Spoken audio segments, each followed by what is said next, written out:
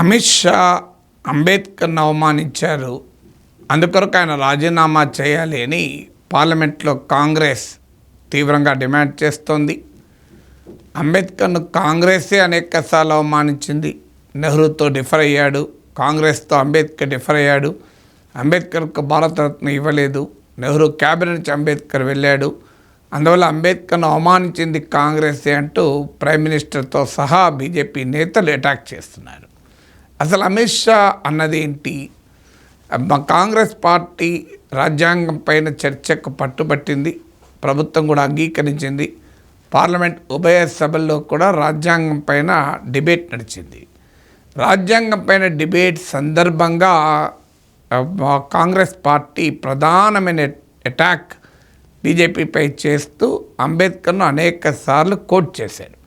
భారతదేశంలో కాంగ్రెసే కాదు, బీజేపీ కాదు, ఏ పార్టీ ఏ కామెంటేటరు రాజ్యాంగంపై మాట్లాడాలన్నా అనివార్యంగా అంబేద్కర్ను కోట్ చేస్తారు. ఎందుకంటే ఆయన డ్రాఫ్టింగ్ కమిటీ చైర్మన్గా, రాజ్యాంగ ముసాయిదా రచించిన కమిటీకి ఆయన చైర్మన్గా వివరించారు కనుక సహజంగానే అంబేద్కర్ను కోట్ చేయకుండా ఉండరు. ఎందుకంటే కాన్స్టిట్యూంట్ అసెంబ్లీలో అనేక అంశాలపైన చర్చ జరిగినప్పుడు అంబేద్కర్ వివరణ చాలా కీలకం. అది ఆర్టికల్ 356 కావచ్చు, అది సెక్యులరిజం, సోషలిజం అనే అంశాలపైన కావచ్చు. ఇలా ఏ అంశం పైన చర్చ జరిగినా అంబేద్కర్ ఫైనల్గా కాన్స్టిట్యూంట్ అసెంబ్లీ డిబేట్లో ఏం మాట్లాడారన్నది రెఫర్ చేస్తూ ఉంటారు. ఎందుకంటే కాన్స్టిట్యూషనల్ విజన్కు అంబేద్కర్కున్న ఒక అవినాభావ సంబంధం అది. అలాగే కాంగ్రెస్ పార్టీ కూడా అంబేద్కర్ను అనేక సార్లు కోట్ చేశారు. సో దానికి అమిత్ షా కౌంటర్ ఇస్తూ కాంగ్రెస్ పార్టీ అంబేద్కర్ని ఇన్నిసార్లు కోట్ చేసింది, ఇదే ఇన్నిసార్లు కనుక దేవుణ్ణి తలచి ఉంటే స్వర్గానికి పోయేవారు అంటూ మాట్లాడారు. అంబేద్కర్ను తలుచుకోవడానికి దేవుణ్ణి తలుచుకోవడానికి లింక్ ఏంటి? రాజ్యాంగం పైన మాట్లాడినప్పుడు అంబేద్కర్ను తలుస్తారు, రాజ్యాంగం పైన మాట్లాడినప్పుడు దేవుణ్ణి తలచరు. ఎందుకంటే రాజ్యాంగం in the name of God కాదు వచ్చింది, వీ ద పీపుల్ అని వచ్చింది.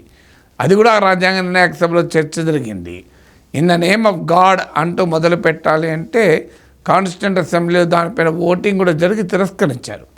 అందువల్ల దేవుడిచ్చిన రాజ్యాంగము అని రాజ్యాంగంలో చెప్పాలి అంటే దేవుడిచ్చిన రాజ్యాంగంగా చెప్పము అని కాన్స్టిట్యూంట్ అసెంబ్లీ డిసైడ్ చేసి దేవుడికి రాజ్యాంగానికి సంబంధం లేదు, అందువల్ల రాజ్యాంగం ప్రజలు తమకు తాము ఇచ్చుకున్నదని చెప్పి కూడా తీర్పు చెప్పారు.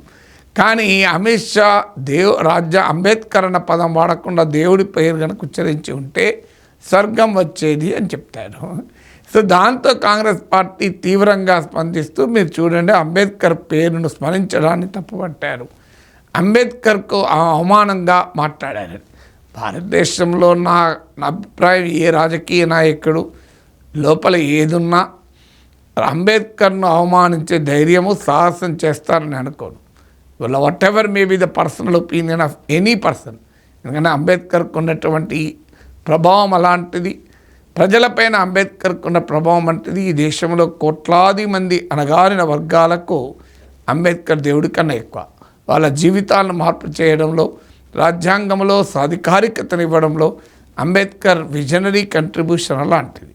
అందువల్ల సహజంగానే మల్లికార్జున్ ఖర్గే కాంగ్రెస్ నాయకుడు మాకు అంబేద్కరే దేవుడు, మాకే కాదు ఈ దేశంలో ఉన్న కోట్లాది మంది షెడ్యూల్డ్ కులాలు, షెడ్యూల్డ్ తెగలు, వెనుకబడిన వర్గాలు, అలాగే మైనారిటీలు, అగ్రకులాల్లో ఉన్న పేదలు అందరికీ కూడా అంబేద్కర్ భగవంతుడు లాంటి వారే.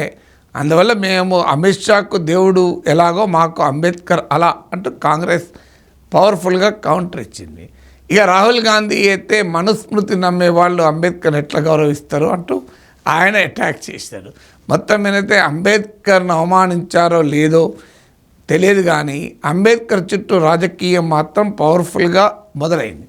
అయితే ఇది అంబేద్కర్ పైన వాస్తవంగా అమిత్ షా అంబేద్కర్ను అవమానిస్తూ మాట్లాడలేదు. వాస్తవంగా దేవుణ్ణి స్మరించుంటే స్వర్గానికి పోయేవాళ్ళు, మీరు అంబేద్కర్ను స్మరిస్తున్నారన్నారు. కానీ రాజకీయాల్లో ఏ చిన్న మాటను వదలరు.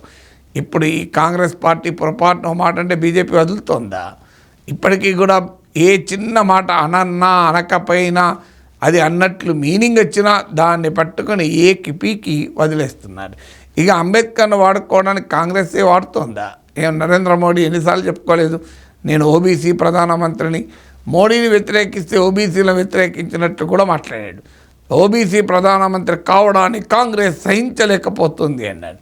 నరేంద్ర మోడీ కావడాన్ని సహించలేకపోతుంది కరెక్టే, కానీ ఓబీసీ ప్రైమ్ మినిస్టర్ కావడాన్ని, హోమ్ మినిస్టర్ అప్పర్ కాస్ట్కు చెందినవాడు కావడాన్ని వేరెవరు కాంగ్రెస్ పార్టీ వ్యతిరేకిస్తుంది? సో ఇండివిజువల్స్ పైన ఉంటుంది తప్ప ఆ కులం పైన ఎందుకు వ్యతిరేకత ఉంటుంది? అందువల్ల మోడీని వ్యతిరేకిస్తే మొత్తం ఓబీసీని వ్యతిరేకించినట్లుగా బీజేపీ ఎలా చెప్పుకుంటుందో, సహజంగానే అమిత్ షా వ్యాఖ్యలు కాంగ్రెస్ కూడా తనకు అనుకూలంగా ఉపయోగించుకుంటూ అంబేద్కర్ని అమిత్ షా అవమానించాడు, అమిత్ షా రాజీనామా చేయాలి అంటూ ఆర్గ్యుమెంట్ బిల్డ్ చేస్తానికి ప్రయత్నం చేస్తుంది. ఇదంతా నరేటివ్ బిల్డింగ్ అంటారు రాజకీయాల్లో. ఎవరు ఏ అంశాన్ని వదలడం లేదు. అది అలా ప్రతిసారి బీజేపీ నార్మల్గా ఇలాంటి డిస్కోర్స్లో ముందుంటుంది, ఈసారి కాంగ్రెస్ ముందుంది, అదే తేడా.